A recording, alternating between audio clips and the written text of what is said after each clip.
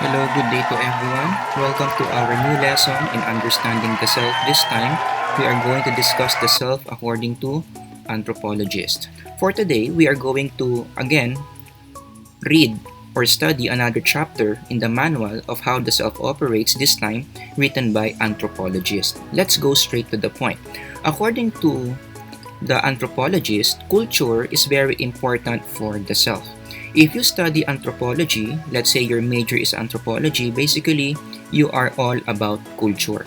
And so the anthropologists believe that you are the culture you learned from your groups. Whoever you are, whatever you do, whatever you think, it is because of the culture that you learned from your groups. But let's first discuss the meaning of the word culture. Ano bang ibig sabihin ng culture in Tagalog? Culture are set of beliefs and behaviors accepted in the group. Beliefs, paniniwala, behaviors, gawain in Tagalog. Now, those words in yellow are very important to really understand what culture means. Okay? So, let's just simplify this by putting it in a diagram. Culture is divided into two. These are set of beliefs and behaviors that are accepted in a certain group. Like what? What are some examples of beliefs o paniniwala sa Tagalog that is very accepted in the Filipino culture? In our culture, for example, we believe that the elderly must be respected, that family is everything. That's why Filipinos love their elderlies. Filipinos are willing to sacrifice everything for their family. How about behaviors? What are some examples of Filipino behaviors that we commonly accept in our group? The way we dine or the way we eat. If you have seen the video of Mikey Bustos, he taught us the basics of Filipino dining. And that is only Filipino dining. Sa Tagalog, Filipino dining pa lang yan.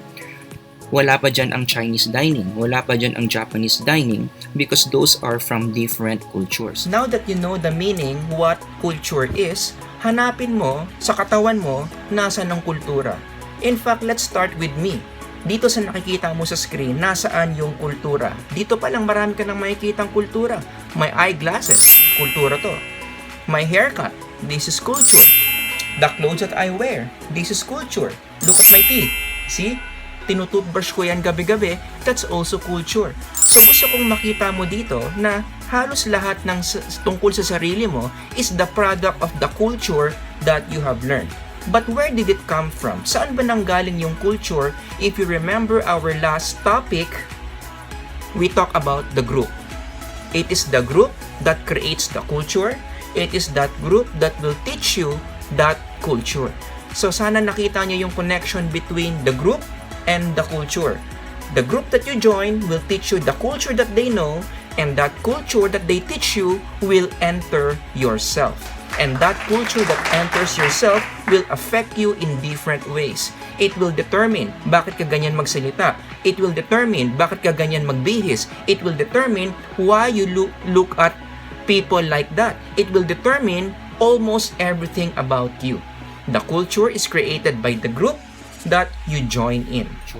So everything that we do in the way we eat can be considered as a Filipino culture. If you want to understand the Filipino culture better, especially the foreign students here who are listening, you can watch the different commercials of Jollibee.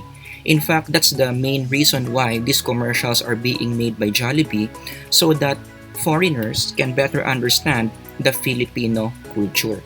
And for those of you who are Filipinos who are watching this, you all agree that the common denominator of all Kwentong Jollibee commercials, it's all about promoting the Filipino culture so that we will not forget what it means to be Filipino. So again, if you are curious about the Filipino culture, or if you are a Filipino and you want to be reminded of what it means to be a Filipino, you can visit and watch all the Kwentong Jollibee series. Going back to the big idea today, our main lesson is you are the culture you learned from the groups. This is how anthropologists would understand the self. Everything you do, whatever you say, how you move, what are your beliefs, how you look at the world, how you treat other people is basically from the culture that you learned from the groups. If you have done your pre-lecture task, I ask you to differentiate enculturation and acculturation. What's the difference? Enculturation is absorbing a native culture. For example, there is a baby born in the Philippines, so the baby is a Filipino baby. While he or she is growing up, he or she will begin to learn the ways of being Filipino. You call that enculturation. On the other hand, acculturation is when you absorb another culture. You already know one culture and you are absorbing another form of culture. That's acculturation. Good example of this would be the foreign students. Let's say they are Koreans and they go to the Philippines to study, they will be acculturated. They will learn some of the ways of being a Filipino. But regardless whether this is enculturation or acculturation, the point is culture gets into us. The culture that the different groups are teaching gets into us. We absorb whatever culture these people are teaching us. Sa Tagalog, walang kulturang inborn. In English, culture is never inborn. You always learn that culture from the groups of people who surround you in your environment. And given everything I'm discussing so far, I want you to realize something about yourself. Do you realize this? Almost everything about you can be explained by your culture. Everything about you can be explained by your culture. In the post-lecture exercise of this video, you will have a worksheet to complete that will demonstrate that this is true. But for the meantime, I want you to look at what you wear. Right now, look at what you wear. Everything that you are wearing right now, whether that's a t-shirt, whether that's a skirt, whether it's a watch, your cap, your watch, all these things are considered culture. For example, what you eat is also cultural. What did you eat a while ago? Breakfast, lunch, dinner, whatever you ate. In Tagalog, kahit ano pang kinain mo, this is the product of culture. How about you watching this video, right? You are using YouTube or you are using your laptop, you are using your computer. Using YouTube, using laptop, using computers are all cultural. It is what the culture has taught you to do. But there is one idea that I want you to not forget after learning what culture is. This is the idea. There are cultures that can destroy the self. There are cultures that can destroy the self. Not all cultures are good. No, no, no. There are certain cultures that are bad. In Tagalog, mayroong mga kulturang nakakasira sa sarili. So culture is not always innocent. It is good for a person to have a culture, but not all cultures are good to be absorbed. Let me give you an example of a culture that is not good. This is written in the Bible, for example, in 2 Timothy chapter 3, verses 1 to 4. People will be lovers of themselves, lovers of money, boastful, proud, abusive, disobedient to their parents, ungrateful, unholy, without love, unforgiving, slanderous, without self-control, brutal, not lovers of the good, treacherous, rash, conceited, lovers of pleasure rather than lovers of God. After reading this, I begin to wonder if this is a culture of the future or is this already our current culture today? Ano sa tingin mo? But regardless if the Bible is talking about the future culture or if this is now the culture today, you decide. The point here is this is an example of a culture that is not good. A culture that we should not absorb. And one good example of a bad culture that we should not absorb is fraternities. And if you have seen the video that I asked you to watch, that is a very good example what happens in a fraternity of a bad culture that a person can get. And if you absorb this bad culture, it can get you into trouble. I strongly believe that some people get into trouble not because of their own decisions, but because of the culture that they have learned. Amen! Going back to these fraternities, what kind of culture are you going to learn? Let me quote what the member said in the interview, in the short clip. What did he say? No questions asked. Basta kahit mali yun o tama, kakampihan mo yan. Hindi ganyan! In English, no questions asked. Regardless whether my brother is right or wrong, I will stand by him. That is not a good idea to do. No! If your brother is wrong, you should not be with your brother because he is wrong. The Bible tells us that we need to correct our brother, not to join him, especially if we know that what he's doing is wrong. Amen!